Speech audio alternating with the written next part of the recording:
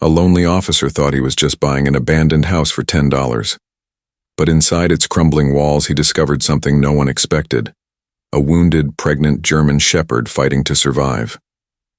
What happened next turned his solitude into a miracle, and changed both their lives forever.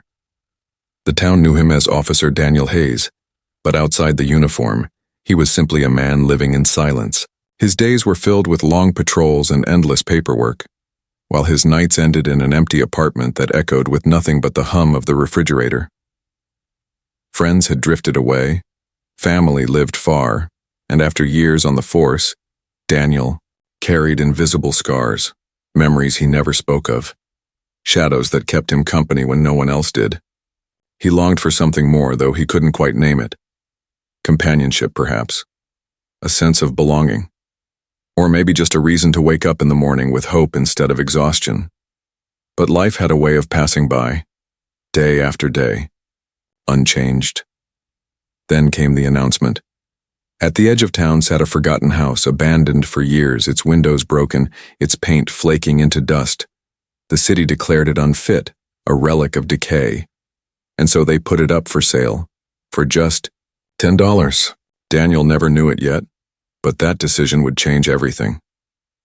The house sat at the end of a narrow street, hidden behind wild grass and broken fences. Its shutters dangled loosely, creaking whenever the wind pushed through, and the roof sagged like a weary old man bowing under years of neglect. Children passing by dared each other to step onto the porch, but few ever made it past the gate. They called it haunted. Adults simply shook their heads and muttered, "Some places are better left alone." When Daniel arrived to see it, neighbors watched from behind curtains. Why would a police officer want such a place? He stood in silence, taking in the chipped bricks, the faded paint, the quiet misery that clung to every corner. To most, it was worthless. To him, it was exactly what he needed: solitude, away from the noise of the world. He signed the papers, with little hesitation. $10 exchanged hands, and with that, the broken house became his. Yet within its rotting walls, something still lived, something waiting to be found. Daniel stepped into the house for the first time, his boots crunching against broken glass scattered across the floor. The air was heavy with dust, carrying the scent of mildew and decay. Every step echoed eerily through the hollow rooms, as if the house itself resented his presence. He brushed past hanging cobwebs, his flashlight cutting through the darkness. Then he heard it, a faint sound, almost too soft to notice at first. It wasn't the creak of wood or the scuttle of mice. It was a whimper. Low, desperate, trembling. Daniel froze, his pulse quickening.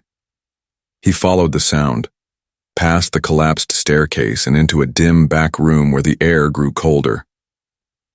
In the corner beneath a cracked window lay a German shepherd. Her fur was matted, her body thin, ribs pressing against her skin.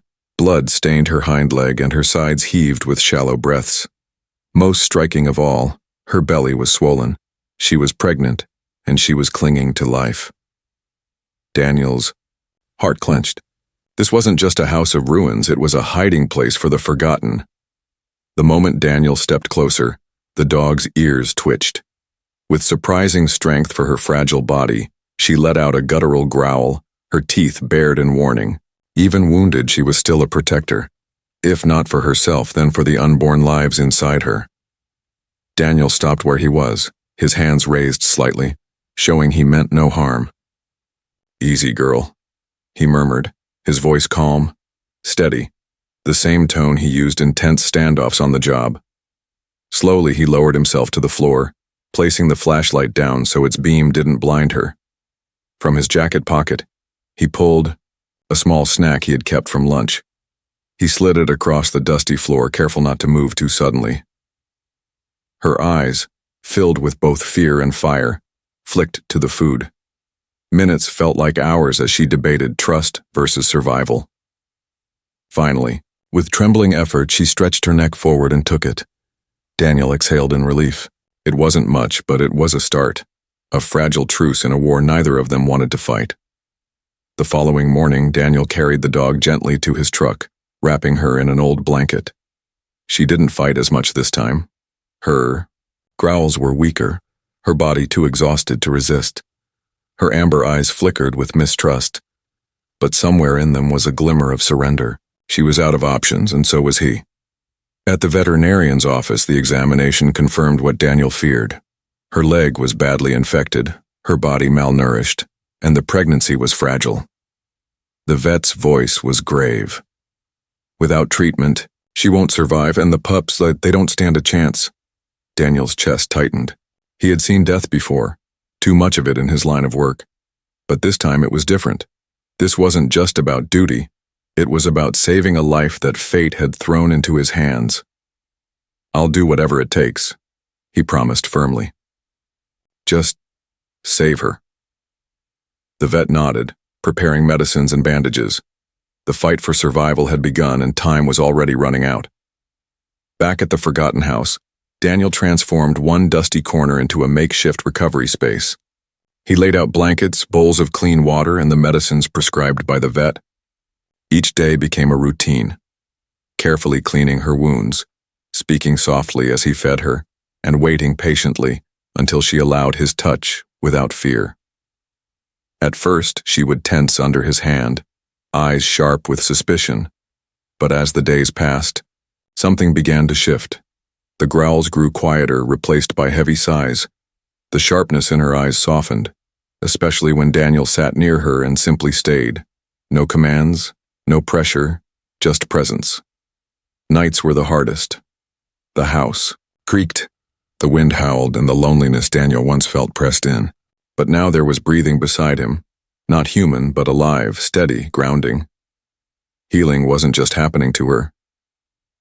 As the pregnant dog found strength, Daniel discovered something he hadn't felt in years: companionship and the fragile beginnings of trust. The night the storm rolled in, Daniel sensed something was wrong. Thunder rattled the old windows, and rain battered the roof. But it was the dog's labored breathing that sent chills down his spine. She paced in circles, whining softly, her swollen belly shifting with each painful contraction. The time had come. Daniel dropped to his knees beside her, his heart pounding faster than the storm outside. He had no medical training beyond basic first aid, but he refused to leave her side. "You're not alone," he whispered, stroking her head as she shivered. Her eyes met his, and in them he saw both fear and trust. Hours dragged on. She groaned, pushing through the pain, until, finally, the silence broke. A tiny cry pierced the room. Then another. One by one, fragile puppies entered the world, wriggling against their exhausted mother. Tears blurred Daniel's vision as relief washed over him. The forgotten house, once filled with emptiness, now echoed with the sound of new life. Weeks passed, and the house no longer felt like a ruin. Daniel patched the broken windows, swept away the dust, and repaired the roof one board at a time. But the greatest change wasn't in the walls, it was in the life inside them. The German shepherd, once wounded and fearful, now thrived as a devoted mother, nursing her puppies with quiet strength. Every morning Daniel woke to a chorus of tiny yelps and wagging tails. He found himself laughing more, speaking to them as though they were his children.